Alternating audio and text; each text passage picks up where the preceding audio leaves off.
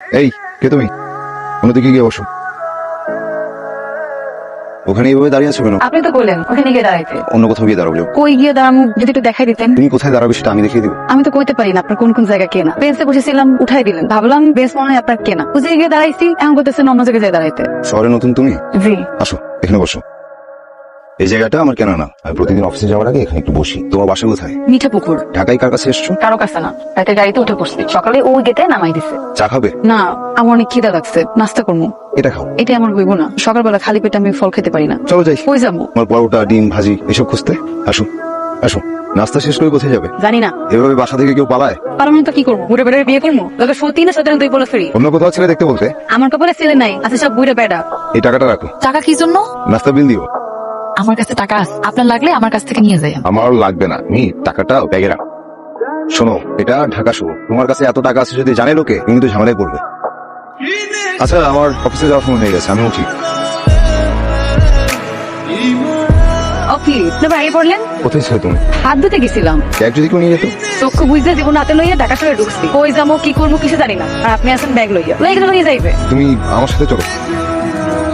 আচ্ছা, তোমাকে কোথায় নিয়ে যাচ্ছি তুমি জিজ্ঞেস করবে না? কোথায় লই যেতেছেন? বিক্রি করে দিতে। আমার আর কেটা কিনবো? কিনলেও দুই সেটটা বুড়ে বেড়া কিনতে পারে, লাগে সতীন আর বাচ্চা ফ্রি। এটা আমার বাসা, আপাতত তোমাকে এখানে থাকতে হবে। আর আপনি? আমার থাকার জায়গা আছে। আপনি আমার লোক এত কষ্ট কেন করবেন? কারণ তোমাকে আমার পছন্দ হয়েছে। আমি যাই, আমি সন্ধ্যায় ফিরবো, তুমি একটু রেডি হয়ে থাকো, তোমাকে আশপাশটা ঘুরে দেখাবো। আমি যাই। এনাফ, চাবিগুলো রাখো। চাবি দিয়ে আমি কি করবো? রাখো, যে কোনো সময় রাখতে পারে। আপনি ভিতরে আইবেন না? না, রাত হয়ে গেছে। আপনার দুটা শার্ট আর দুটা প্যান্ট ম্যারন করে রাখছি, এক কাপড় পরে তো আর অফিস করতে পারবেন না। থ্যাংক ইউ, এখন যাই। যাওন নাই, কল আসি। আসি, গুড নাইট।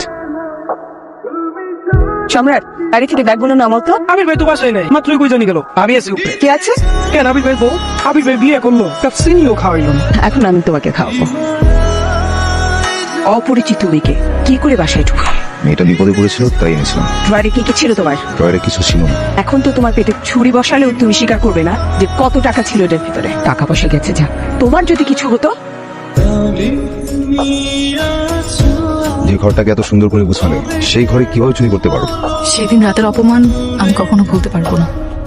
আমার কাছে থাকা টাকাগুলো উনি আপনার মনে করে রেখে দিয়েছেন। সেদিন রাতে আপনার বাসা থেকে বের হয়ে যাওয়ার পর আমি বুঝতে পারি এই শহরে টাকা ছাড়া কেউ কিছুই না। আমার কপালে যে কাটা দাগটা দেখছেন, এটা আপনার মায়েরই দেয়া। একটা দিন সামনে সেই কথাগুলো বলতে পারলে না? না, পারিনি। আমি কে যে সন্তানের সাথে মায়ের দূরত্ব বাড়াবো? মা যেটা করেছেন একদম ঠিক করেছেন। রাস্তা থেকে উঠে নিয়ে আসা কোনো মেয়েকে নিশ্চয়ই কোনো মা তার ঘরে দেখতে চাবেন না।